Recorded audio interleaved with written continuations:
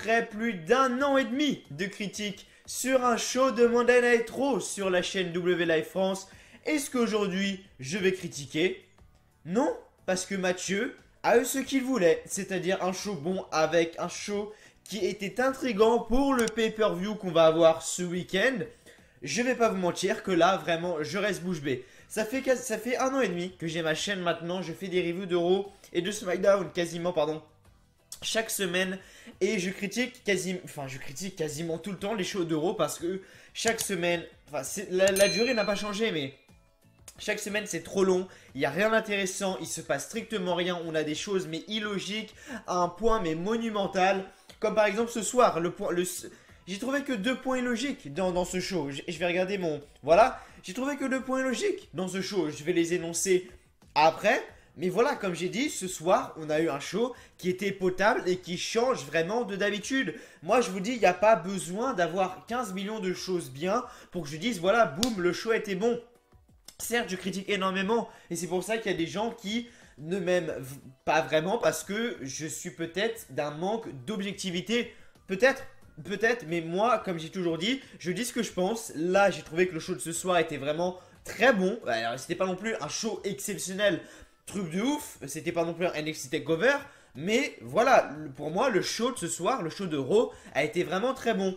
Et justement, on me dit à chaque fois que je critique trop souvent, alors peut-être que vous, derrière votre écran, vous avez trouvé le show, mais alors dégueulasse, mais là, on pourra plus me dire, Mathieu, tu fais que de critiquer.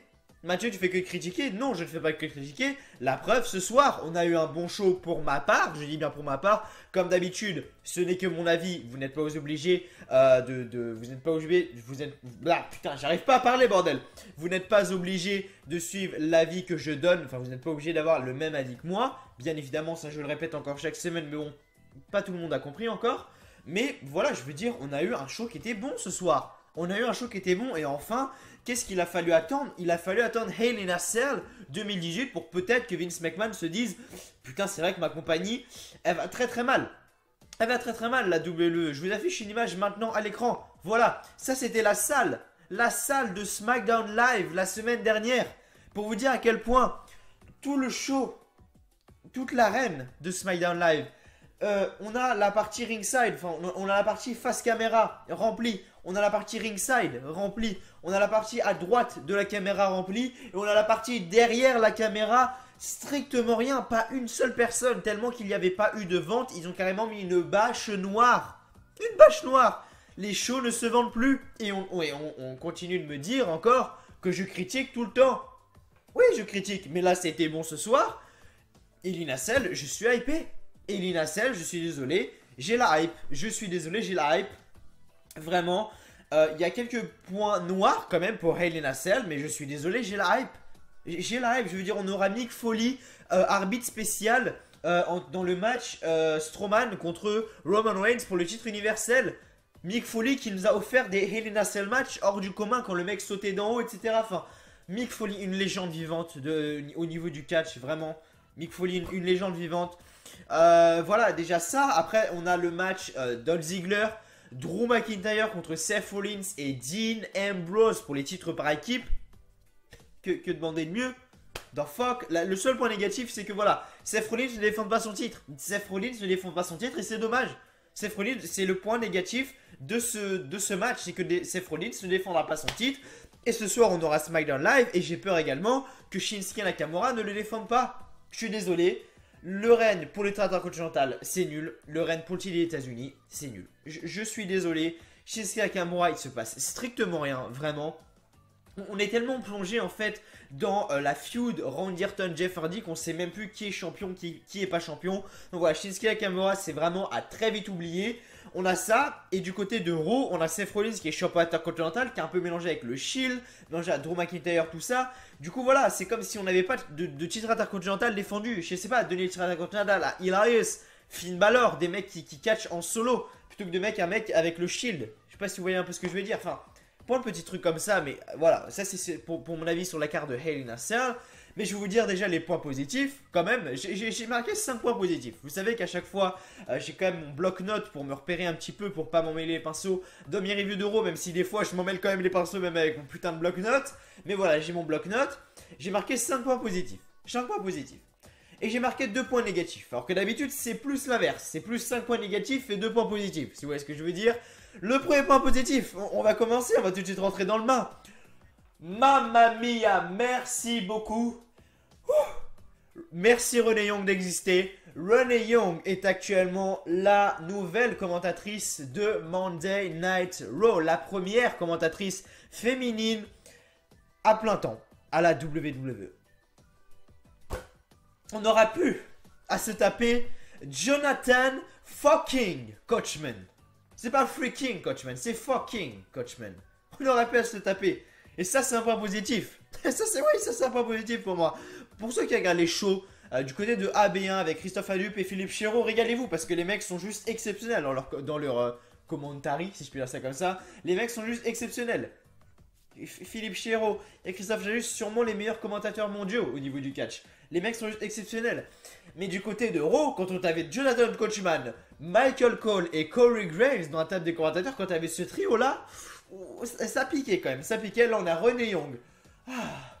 Oh mon dieu. Tout d'un coup, mes oreilles commencent à s'illuminer. C'est incroyable. Michael Cole, Corey Graves, bon voilà. Mais on a Renee Young qui va nous sauver de Jonathan Coachman. Pour ceux qui comprennent pas trop qui est Jonathan Coachman, en gros c'était un ancien commentateur de Raw, du coup, peut-être que du jour au lendemain il va faire son retour, tu sais. Mais voilà, c'était un ancien commentateur du côté du show rouge, donc du côté de Raw. Et le mec était toujours là dès qu'il y avait, parce que Corey Graves joue un peu le rôle de heel, c'est ce que je veux dire au niveau de la table des commentateurs. Jonathan Coachman était un peu le babyface de la table des commentateurs, Corey Graves un peu le heel, et Michael Cole celui qui était entre les deux, le twinner, si tu vois ce que je veux dire. Et à chaque fois on avait Corey Graves qui disait à un moment je sais plus ce qu'il y avait, un moment il y avait, quand vous savez il y avait l'arrivée de Dolph Ziggler, Seth Rollins et tout ça avant, donc c'était pendant Extreme Rules. Il y avait un moment il y avait Dolph Ziggler qui entrait sur le ring, mais ça date d'il y a 2 mois, hein, je me souviens un peu, mais c'est un exemple que je prends comme ça qui m'avait pas choqué, mais voilà, c'est un élément qui me reste dans la tête. On a Dolph Ziggler qui arrive sur le ring, tout ça. Et on a Seth Rollins. Et donc Corey Graves il fait: ah là là, j'ai hâte de voir le match de Dolph Ziggler ce soir.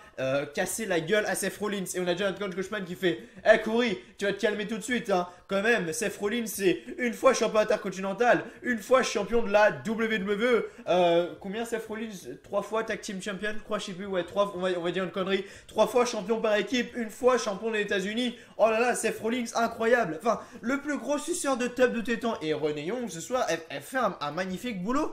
Renee Young est actuellement en train de, je sais pas, mais elle fait vraiment un magnifique boulot. Mon commentateur préféré du côté de la WWE, que ce soit Raw, SmackDown et NXT, c'est Mauro Ranallo. C'est Mauro Ranallo du côté donc de la NXT. Et Renee Young fait une très bonne commentatrice. Vous imaginez le trio un peu? On a un trio entre Renee Young, Mauro Ranallo et Corey Graves. Vous imaginez le trio de malades? Sérieusement. Enfin bref. Et du coup voilà, tout ça pour vous dire, voilà, Renee Young est actuellement la nouvelle meuf à la table des commentateurs américains. Et franchement ça fait plaisir parce que vraiment j'en pouvais plus. Elle a reçu énormément de choses positives. Elle a reçu énormément de messages positifs. Voilà, c'est le mot que je cherchais sur Twitter en disant voilà, première femme à être à la table des commentateurs américains, vraiment bravo. Des messages de Stephanie McMahon, de Charlotte, enfin Vince McMahon il a pas félicité, il a plutôt officialisé le truc. Voilà, je pense que depuis que Booker T est parti, ils ont mis Jonathan Coachman juste pour voilà, histoire de combler un petit peu l'absence de Booker T. Et je pense qu'ils ont été assez déçus, comme nous d'ailleurs, comme je pense tous les fans de la WWE, ceux qui regardent les shows en américain, enfin en anglais. Je pense que voilà, Jonathan Coachman, vous le portez pas dans votre cœur, si vous voyez ce que je veux dire. Et je pense que la WWE n'était pas non plus satisfait du travail de Jonathan Coachman, d'où le remplacement de Renee Young sur Jonathan. Voilà, mais après voilà, c'est qu'un point positif. On aura pu à se taper Jonathan Coachman toutes les fucking semaines. Et voilà, du coup, bizarrement, on a Renee Young qui arrive ce soir et ils font un show potable. Coïncidence? I don't know, man. Deuxième point positif, et ça c'est pas pour nommer une superstar ou quoi, mais les matchs étaient bons. Les matchs étaient bons. C'est pas des matchs de NJPW, de NXT TakeOver ou quoi, mais les matchs étaient bons.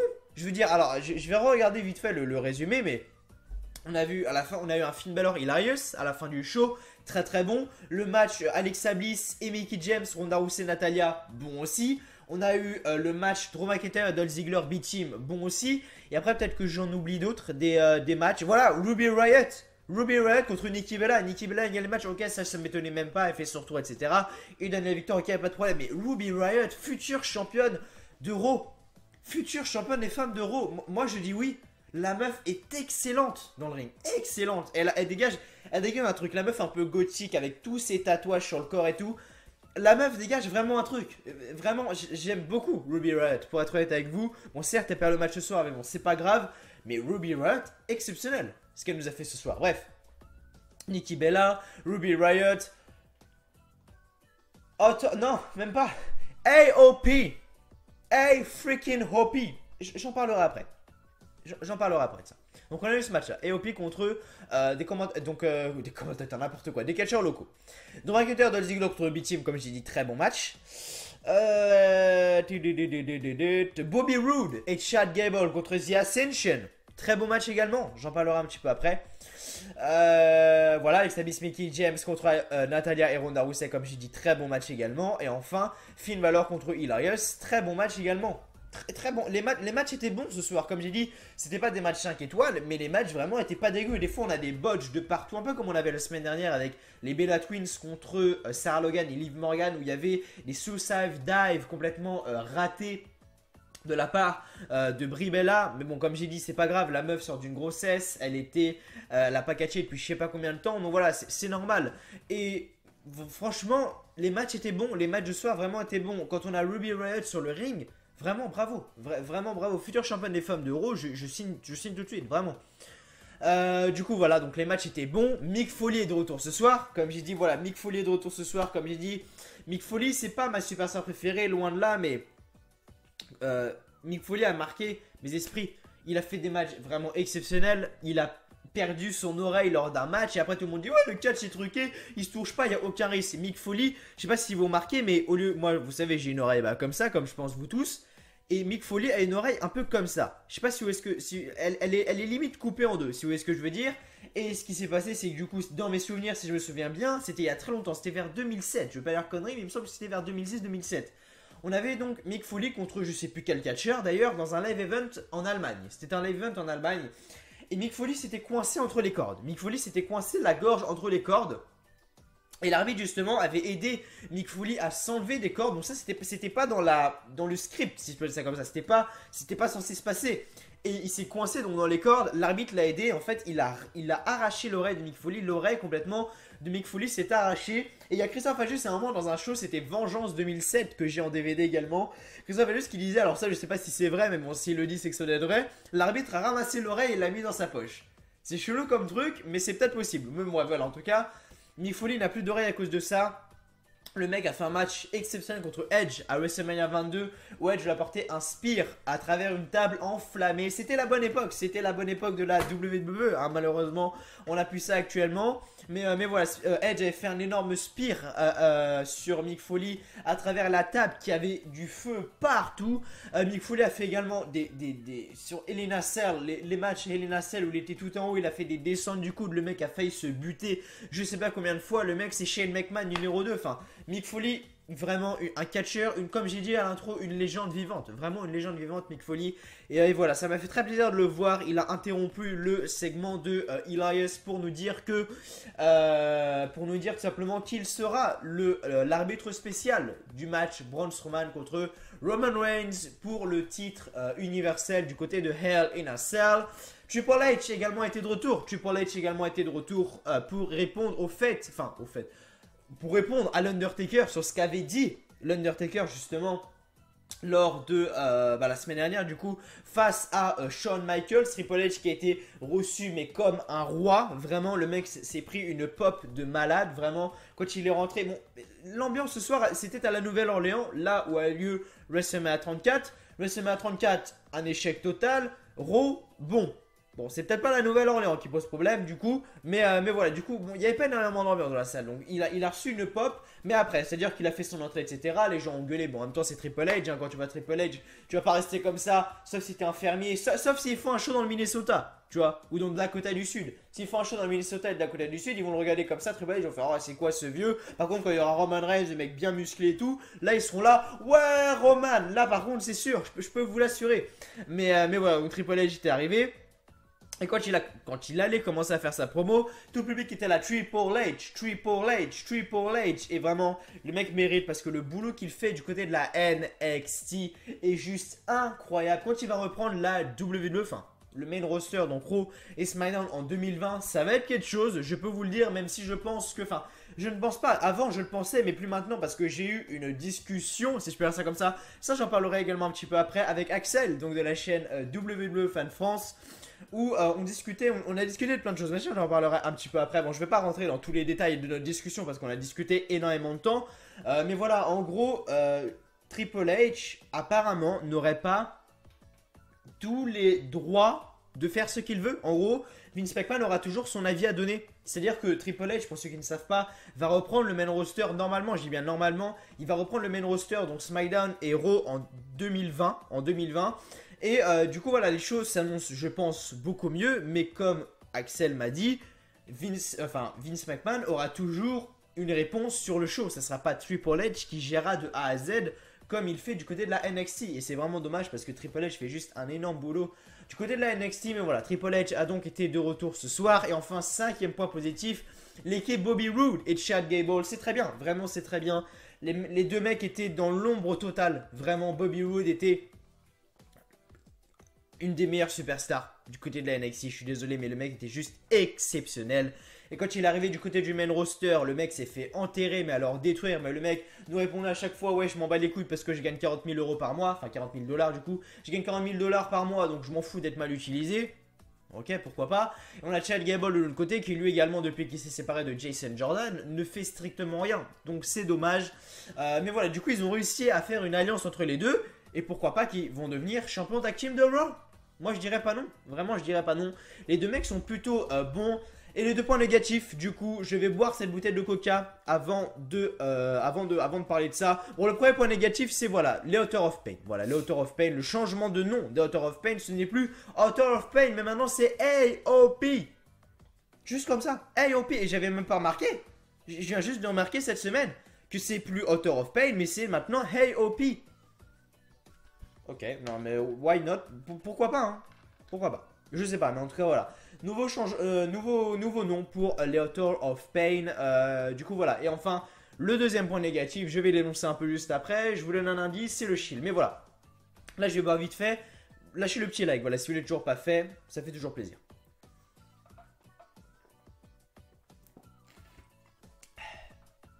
Et je dis ça histoire que voilà, vous fassiez quelque chose pendant que je suis en train de boire parce que c'est. Il faut savoir que c'est pas facile.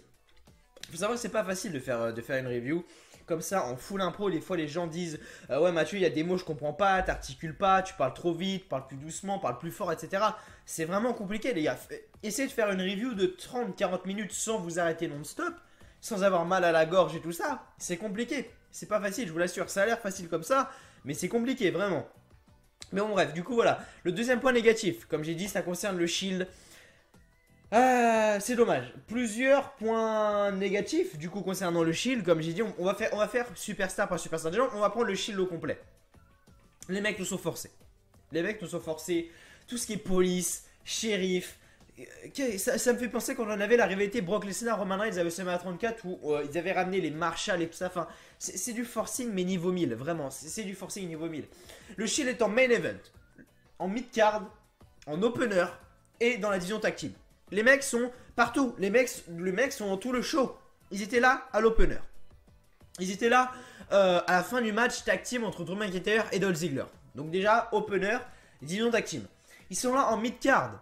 En mid-card. Alors c'était quand la mid-card? Quand est-ce que j'ai vu ça?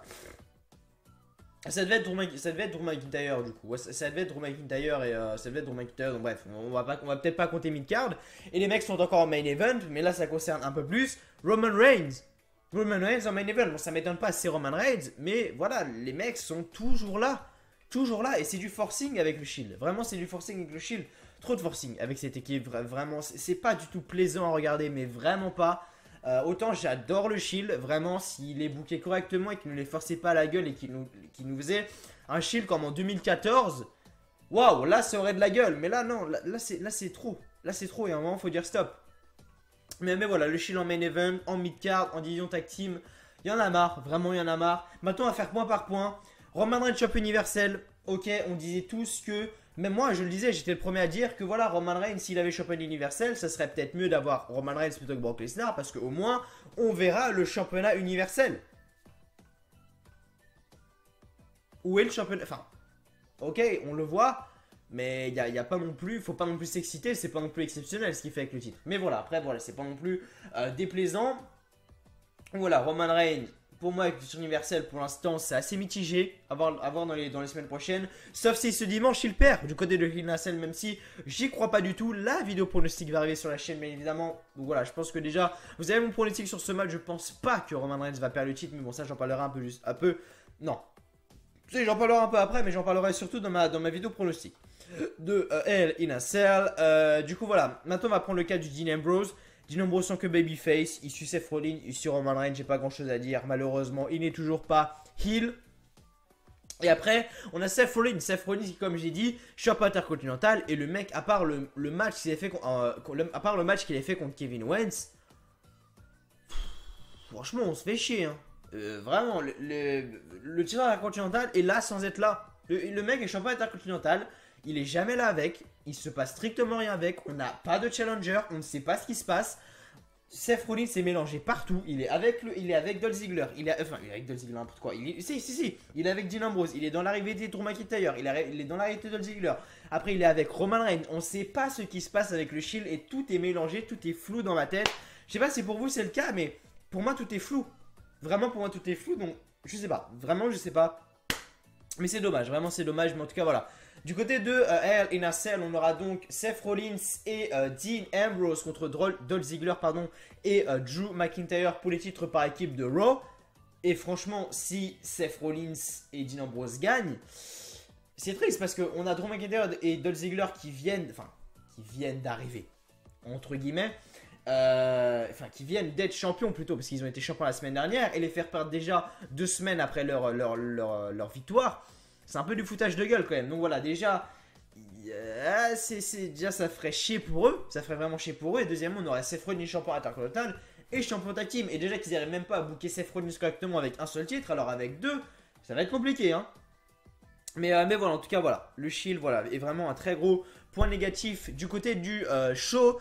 Voilà, maintenant je vais dire les résultats. Voilà, je vais dire un petit peu les résultats. Voilà, avant de commencer, bien évidemment, n'oubliez pas de mettre le petit like, le petit pouce bleu, il fait toujours extrêmement plaisir. De vous abonner à la chaîne W Live France, ça fait toujours extrêmement plaisir.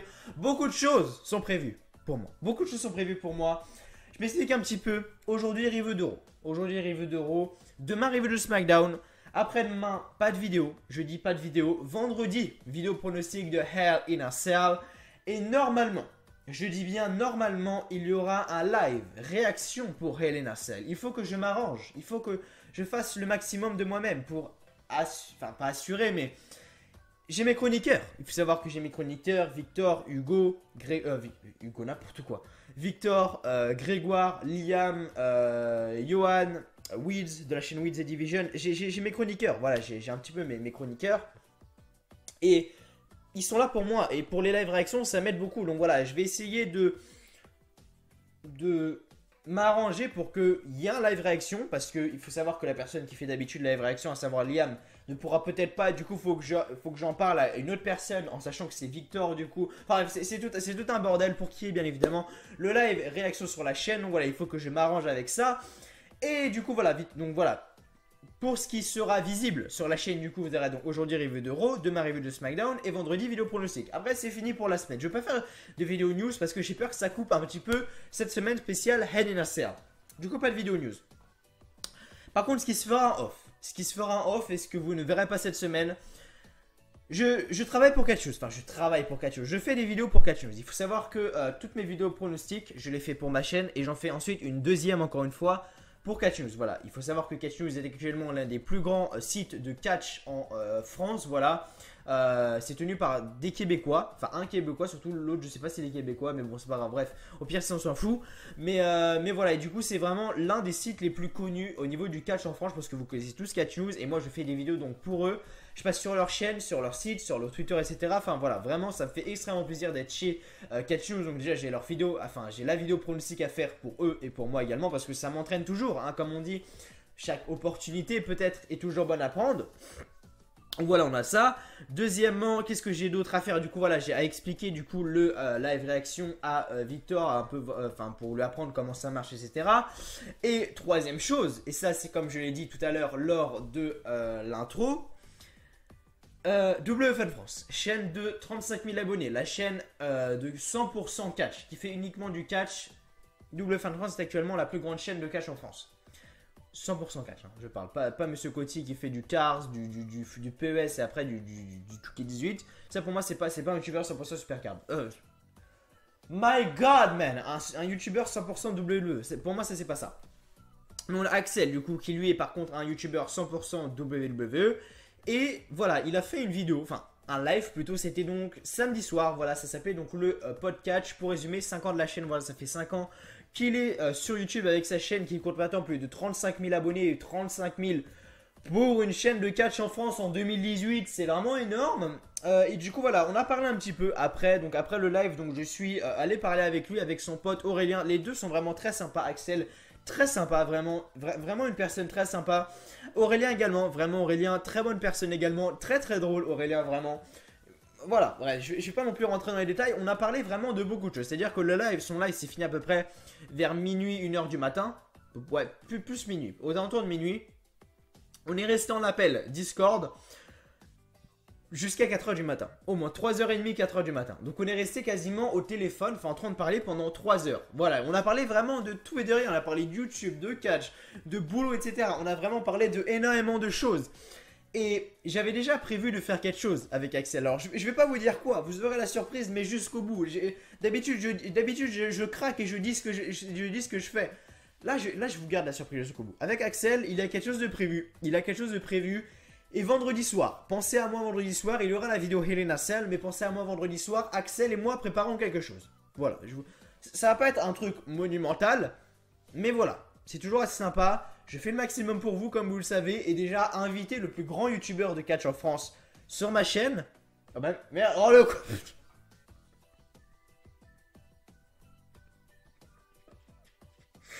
Oh le con. Le mec depuis tout à l'heure, il fait ouais non mais vous inquiétez pas, je vais pas vous dire, je vais laisser suspendre jusqu'au bout. Là vous dites oh bah quand j'invite Axel sur ma chaîne, hein, bah oh, putain le con de merde. Bref bon voilà, j'ai tout niqué. J'ai pas fait exprès en plus, hein, bref j'ai vraiment tout niqué. Mais voilà, je vais pas rentrer plus dans les détails, mais voilà, j'invite Axel sur ma chaîne pour faire quoi? Je ne sais pas, enfin si je le sais mais je veux pas vous le dire. Voilà, peut-être que c'est la seule vidéo qu'on va faire ensemble, peut-être qu'on va en faire d'autres si ça vous plaît. Donc voilà. Peut-être. Je vous dis pas ce qu'on va faire. Je vous dis pas ce qu'on va faire. On va faire une vidéo, ça c'est sûr. Mais après, quand est-ce qu'elle sortira, sur quoi ça sera, je le sais, mais vous ne le savez pas. Enfin bref, voilà, tout ça pour vous dire que j'inviterai Axel sur la chaîne W Live France du coup. Voilà, c'est un peu la seule chose que j'avais à dire, tout simplement. Voilà, c'est un peu la seule chose qu'ils avaient à dire. Et après voilà, donc comme j'ai dit, on a parlé d'énormément de choses, tous les deux, enfin tous les trois plutôt, parce qu'il y avait Aurélien également. On a parlé d'énormément de choses et voilà, c'était vraiment un moment assez sympa. Moi j'ai vraiment kiffé le moment, on a parlé vraiment tous les trois, c'était vraiment hyper sympa.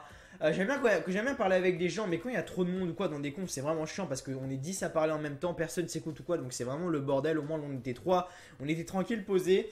Et voilà, c'était vraiment assez sympa, donc on a parlé vraiment de énormément de choses. Et mais bon voilà, bref, je vais pas non plus m'éterniser 20 ans sur ça. Sachez que voilà, moi, Mathieu et Axel, donc de la chaîne WFN France, nous sommes en train de préparer quelque chose. Voilà, nous sommes en train de préparer quelque chose. J'en dis pas plus. On va rentrer tout de suite dans la review du show. Sinon, je vais m'étaler encore pendant 35 ans. Le petit like, j'espère que c'est fait. Si vous n'êtes pas abonné à la chaîne WLF France, qu'est-ce que vous faites, les gars? Franchement, si vous êtes fan de catch, vous n'êtes pas abonné à cette chaîne. Si vous êtes fan de catch et que vous n'êtes pas abonné à cette chaîne, c'est qu'il y a un problème. Et voilà, mettez un petit commentaire pour me dire également ce que vous avez pensé du show. J'essaye de répondre un maximum à vos commentaires. Et voilà, je reviens vite fait également sur le cas de Axel. Ça fait plaisir également d'avoir un retour comme le sien, un mec qui est là depuis 5 ans, un mec qui a réussi à créer une communauté, une énorme communauté du côté du catch en France et de recevoir des encouragements, voilà, de recevoir des encouragements comme il me l'a fait, voilà, comme il me l'a fait, il m'a fait énormément d'encouragement, il m'a dit voilà, continue mec, c'est bien ce que tu fais et tout. Ça m'a fait plaisir et puis voilà, il m'a dit que j'étais courageux également car oui, c'est vrai, là il est quelle heure? Là il est 13h30 à l'heure où je fais la vidéo et je suis levé depuis 3h du matin. Je suis levé depuis 3h du matin, c'est-à-dire que je me lève à 3h du matin, je commence à bosser vers 4h30, 4h30, entre 4h et 4h30, je commence à bosser.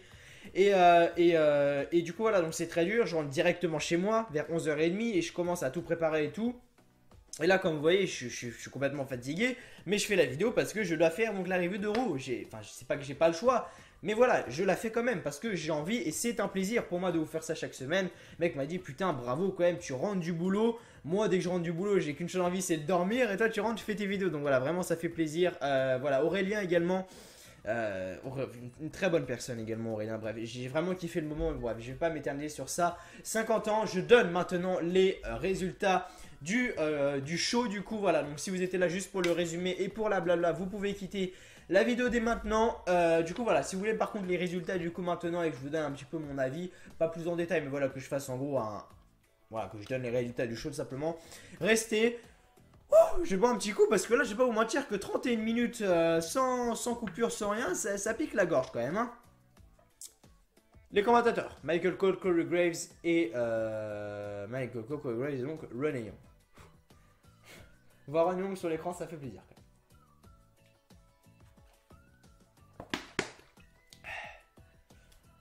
même. Prenez à boire, prenez quelque chose. Je vois la PS4 également. Moi, c'est ce que je ferais. Hein. S'il y avait une longue vidéo comme ça, écoutez, je mettrais mon téléphone à côté, je ferais autre chose et je ferais ce que je suis en train de faire et j'écouterais une vidéo comme la mienne, par exemple, à côté. Je ne regarderais pas comme ça pendant une demi-heure. Ah. Putain que j'ai soif. Putain que j'ai soif. Bref. Dans ces moments-là, la boisson est ton meilleur ami. Enfin bref. Retour donc en direct de la Nouvelle-Orléans, donc en Louisiane. Le show a commencé avec Michael Cole, donc qui nous souhaite la bienvenue à Monday Night Raw. Et le trio, donc Braun Strowman, Drew McIntyre et Dolph Ziggler sont arrivés donc sur le ring. Du coup voilà, ils sont arrivés mais pas seuls. L'autre partie du roster de Raw sont arrivés, donc les mecs qu'on avait la semaine dernière, Kevin Owens, Author of Pain, The Ascension, Mike Canales, voilà, toutes ces superstars là. Ils sont arrivés donc derrière, ils se sont mis autour du ring, la musique du Shield donc a retenti, les mecs sont arrivés avec des bâtons.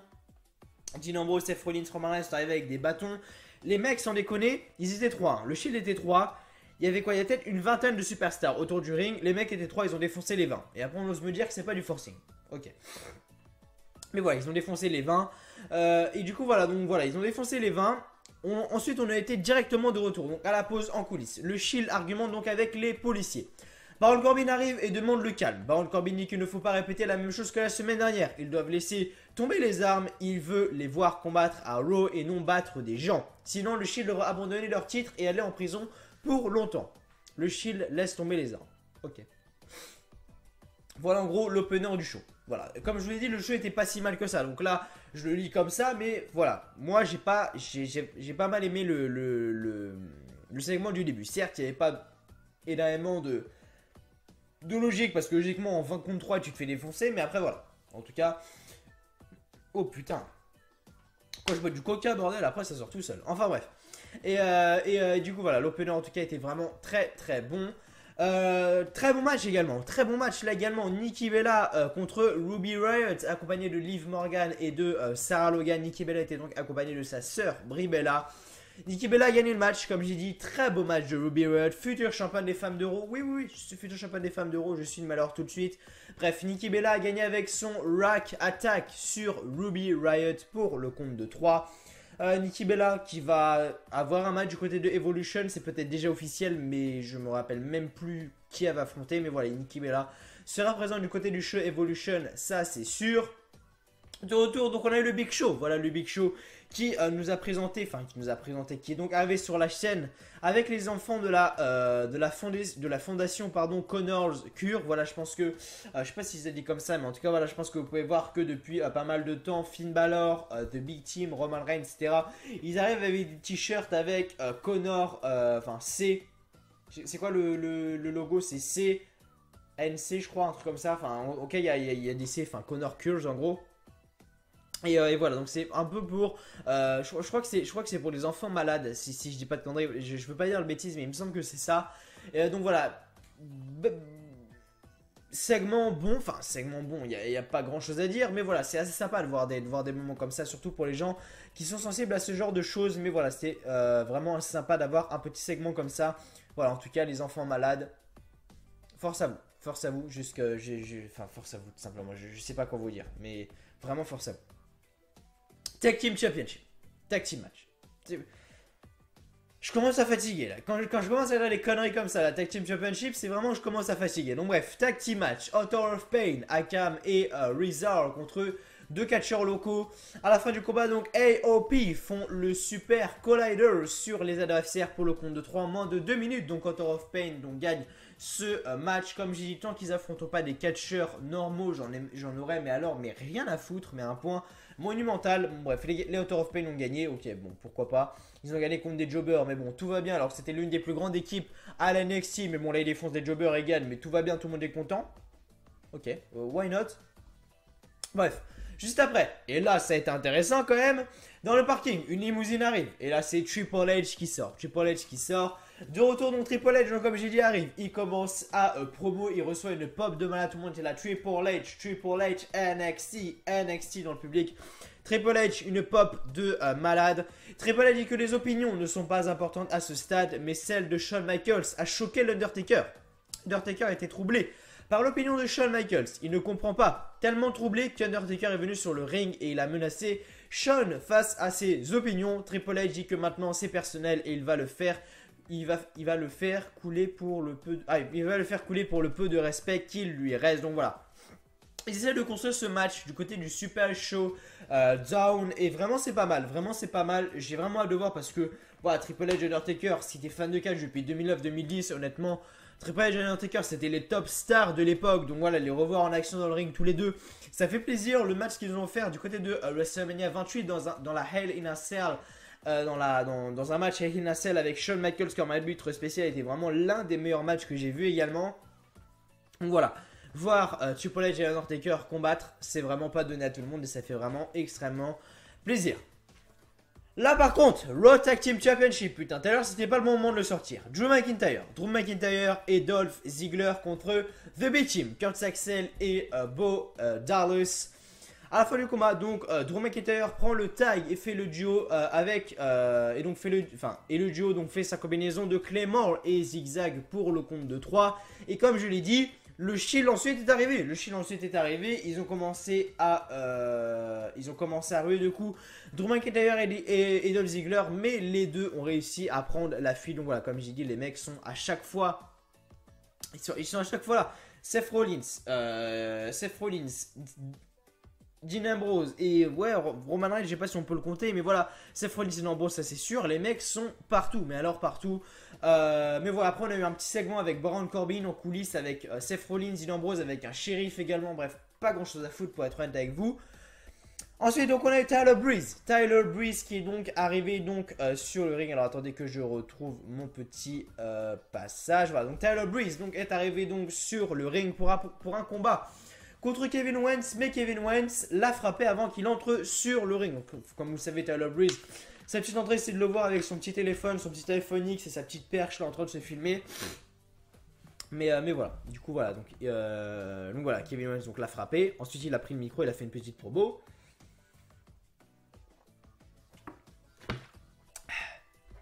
Donc il a frappé, il lui a fait une powerbomb sur le tablier, voilà, donc sur le tablier.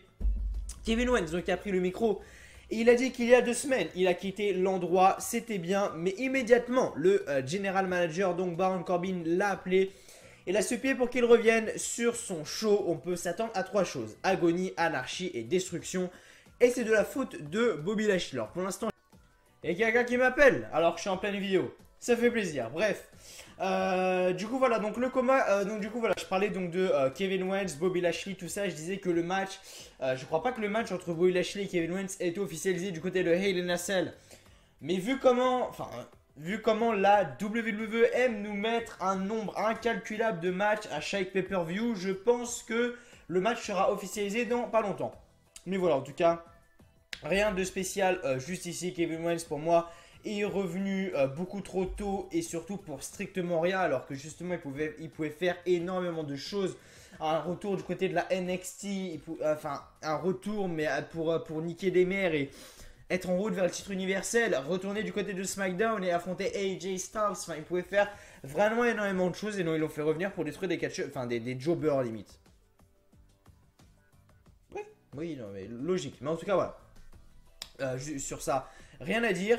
Bobby Roode et Chad Gable contre The Ascension, Connor et Victor. Comme je l'ai dit, Connor et Victor, c'est dommage ce qu'ils font avec eux. Vraiment, les mecs ont le physique, les mecs ont le look, les mecs ont le talent également pour réussir, mais malheureusement ils ne sont pas bookés comme il faut. Mais bon, on leur passe pas parce que c'est Bobby Roode et Chad Gable qui ont été dans l'ombre pendant et je sais pas combien de temps, qui ont gagné ce match ce soir. Bobby Roode, donc, Chad Gable à la fin prend le tag dans le dos et fait donc ça, German Suplex en bridge sur Victor pour le compte de 3. Donc Bobby Roode et Chad Gable gagnent ce match. Et comme je l'ai dit, s'ils commencent à aller vers les titres par équipe de Raw, ça me dérangerait pas, bien au contraire, je serais vraiment content pour eux, pour être honnête avec vous. Du coup voilà, en coulisses on a un segment avec Braun Strowman, Dolph Ziggler, Drew McIntyre, Baron Corbin, bref, rien de spécial de toute façon, rien de spécial. C'est juste ce qui a été entre guillemets officialisé du coup pendant ce segment, c'est que du coup on aura donc Drew McIntyre et Dolph Ziggler contre Dean Ambrose et Seth Rollins pour les titres par équipe de Monday Night Raw. Division tag team maintenant, division tag team au niveau des femmes, voilà, enfin division féminine plutôt, c'est pas vraiment la division tag team mais c'est la division féminine, même si maintenant c'est plus de la division tag team parce qu'il y a un groupe de 3, il y a un groupe de 2. Le groupe de 3, pardon, Alicia Fox, Alexa Bliss et Mickie James, c'est le groupe de 2. Natalya et Ronda Rousey. Ce soir, c'est donc Mickie James et Alexa Bliss contre Natalya et Ronda Rousey qui étaient donc en action. Du coup, voilà, donc à la fin du combat, Ronda Rousey a gagné ce match avec un armbar sur Mickie James alors qu'Alexa Bliss. Regardez l'action en bas du ring. Donc voilà, Natalya et Ronda Rousey ont gagné ce match. Mais ce qui s'est passé, c'est ça que j'ai bien aimé également à la fin. Et je pense que le match va être... Enfin, je trouve que la rivalité est bonne en fait entre les deux. Donc voilà, je pense que la rivalité est bonne. Ça fait longtemps que j'avais pas vu une aussi bonne rivalité, si je peux dire ça comme ça, dans la division féminine de Raw. Voilà, moi, la dernière meilleure rivalité vraiment que j'avais vue, c'était la rivalité entre Charlotte et Sasha Banks. Donc, pour vous dire à quel point ça remonte d'il y a pas mal de temps, pour être honnête avec vous. Et là, voilà, non, vraiment, Ronda Rousey arrive vraiment à redonner du prestige à ce titre féminin de Raw. Donc, du coup, voilà, après le combat, donc, vous savez, à chaque fois, donc, l'arbitre lève les mains des vainqueurs. Et ce qui est arrivé, c'est qu'Alexa Bliss est arrivée, elle a mis un énorme coup de pied dans l'abdomen de Ronda Rousey. Donc voilà, je pense que ça va l'énerver encore plus. Et Hell in a Cell, à mon avis, Alexa Bliss, elle va prendre encore plus cher. Donc juste après, du coup, on a une petite pause. On a été donc de retour juste après, donc en coulisses. On avait donc Charlie Caruso qui demandait si Ronda Rousey ira bien après le coup de pied de Alexa Bliss. Ronda Rousey dit qu'elle ira bien, même si elle est blessée, elle va se présenter à Hell in a Cell et elle sera toujours la meilleure à la fin, ce qui est vrai d'ailleurs. Du coup voilà, donc après donc Elias était donc sur le ring, il nous a fait son petit script, si je peux dire ça comme ça, enfin petit script, son petit sketch à la guitare et il dit que quelque chose ne va pas ce soir, mais la musique de Mick Foley le coupe et donc il arrive sur le ring. Comme je l'ai dit, Mick Foley, une légende vivante. Bref, je vais pas vous faire un dessin, je vous un peu tout raconter. Bref, après il parle pendant au moins 3-4 minutes, enfin même plus, hein, au moins 5 minutes. Tout ça pour nous dire, c'est une bonne news, mais voilà. En gros, la news qu'il faut garder en tête, c'est que Mick Foley sera l'arbitre spécial du match entre Roman Reigns et Braun Strowman, donc pour le titre universel. Donc voilà, vraiment assez sympa d'avoir une légende comme Mick Foley, arbitre spécial. Putain, ma voix, ça y est, ma voix elle part, hein, ça y est, c'est fini. Et du coup voilà, donc Mick Foley donc dit que Elias doit l'écouter. Stephanie McMahon lui a aussi donné la chance de faire un combat. Elias va affronter donc Finn Balor. Je tenais également à dire quelque chose également, c'est que pour ceux qui suivent la WWE depuis un an maintenant, voilà, vraiment un an quasiment tout pile, Mick Foley, donc la personne que vous avez vue ce soir, qui était donc voilà, la personne que vous avez vue ce soir avec Finn Balor, enfin avec Elias, c'était l'ancien général manager de Raw, juste avant donc Kurt Angle, enfin là maintenant il y a Baron Corbin du coup avec Kurt Angle, c'était avant, donc juste avant Kurt Angle, donc il y avait donc Mick Foley. Du coup voilà, petite parenthèse, voilà, c'était l'ancien général manager de Raw pour ceux qui ne le savaient pas. Du coup voilà, juste après on a eu le match entre Elias et Finn. Putain, ça y est, ma voix part, vraiment ma voix part. Oh, c'est pas facile, ma voix commence à partir là, bref. Finn Balor gagne le match, voilà, Finn Balor gagne le match, voilà, à la fin du combat, donc Finn Balor fait un coup de gras esquivé par Elias. Elias veut faire un roll-up, mais le roll-up est retourné par Finn Balor. 1, 2 et 3, small package, et donc Finn Balor donc gagne ce match. Bref, voilà, rien de spécial en tout cas, juste ici, voilà, Finn Balor gagne ce match. Comme j'ai dit, il faut mettre le titre intercontinental sur Finn Balor ou Elias et non sur Seth Rollins. Donc voilà, après on a eu un segment coulisses avec encore une fois Braun Strowman, le Shield, enfin comme j'ai dit, tout ce qui est Braun Strowman, Dolph Ziggler, tout ça c'est vraiment du forcing, mais alors, mais niveau 1000. Après du coup on nous a annoncé que l'Undertaker sera de retour lundi prochain, donc la semaine prochaine à Raw pour commenter les propos de Triple H. Oh là là, ça va piquer, hâte de voir ce qui va se passer et si on peut avoir un face-to-face entre Triple H et l'Undertaker. Waouh, que demande le peuple, vraiment ça serait vraiment hyper stylé. Mais voilà, du coup voilà, l'Undertaker sera là la semaine prochaine. Voilà, en tout cas, ça c'est également un point qui m'énerve, mais je suis déçu parce qu'ils auraient justement pas pu, ils auraient dû justement pas nous le dire et on serait surpris. Par exemple, quand il y avait l'Undertaker qui avait été de retour, il y avait, et ça c'est un truc que j'aimais également, c'est qu'il y avait aucune news, aucun truc n'avait fuité. Ok, Shawn Michaels c'était officiel qu'il allait revenir, enfin qu'il allait faire son retour du côté de Raw, mais l'Undertaker, personne n'avait d'informations sur le fait qu'il allait revenir. Et voilà, ça c'était vraiment assez sympa, donc c'était vraiment un très gros moment de surprise. Donc voilà, l'Undertaker sera quand même de retour, même du coup voilà, ça aura moins d'impact que si on ne me l'aurait pas dit, par exemple. Mais voilà, l'Undertaker sera de retour lundi prochain à Raw. Si on peut avoir un face-to-face entre Triple H et l'Undertaker, ça peut vraiment être énorme. Et pour clôturer le show, voilà, donc on va fermer toute cette petite page, voilà, donc du bloc-notes, voilà. C'est mieux comme ça. Braun Strowman arrive sur le ring. Il dit qu'il est épuisé d'attendre. Il invite Roman Reigns à venir le confronter comme un homme. Personne n'arrive. Braun Strowman dit qu'il savait que Roman Reigns était un lâche. Il va prendre le titre universel à Hell in a Cell et Roman Reigns ne pourra plus jamais revenir de l'enfer. Mais la musique de Roman Reigns commence. Il attend debout sur la table des commentateurs. Braun Strowman arrive, les mecs commencent à s'échanger les coups. Roman Reigns, il arrive à le soulever. Samoan Drop, donc le mec saute et il y avait, devant la tête des commentateurs américains, du coup, il y avait un espèce de truc couvert. Ouais, je sais pas, c'est une espèce de table couverte à moitié.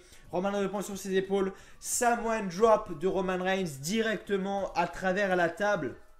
Pas des commentateurs, mais à travers donc justement la table qui était en dessous de la table des commentateurs américains. Roman Reigns donc le surprend avec un Samoan Drop et le show se termine avec une célébration de Roman Reigns qui prend le titre. Roman Reigns prend le titre, il regarde les fans comme ça, il lève le titre comme ça, tous les fans l'ont hué, voilà, pour clôturer le show. C'était vraiment pas mal, voilà, comme j'ai dit, vraiment un bon show ce soir. Enfin, on a eu quelque chose qui avait du sens, vraiment des bonnes choses. Du côté de Raw, ça fait plaisir quand même, voilà, ça fait plaisir d'avoir des choses qui sont intéressantes, enfin. Du côté de ce show de Raw, voilà, c'était tout pour la review de Monday Night Raw. J'espère qu'elle vous aura plu, voilà, je suis désolé si j'ai fait un peu vite. Au niveau de, voilà, j'ai donné mon résumé, j'ai blablaté pendant à peu près 10 minutes sur tout ce qui était WFan France, etc., ce qui allait arriver sur la chaîne.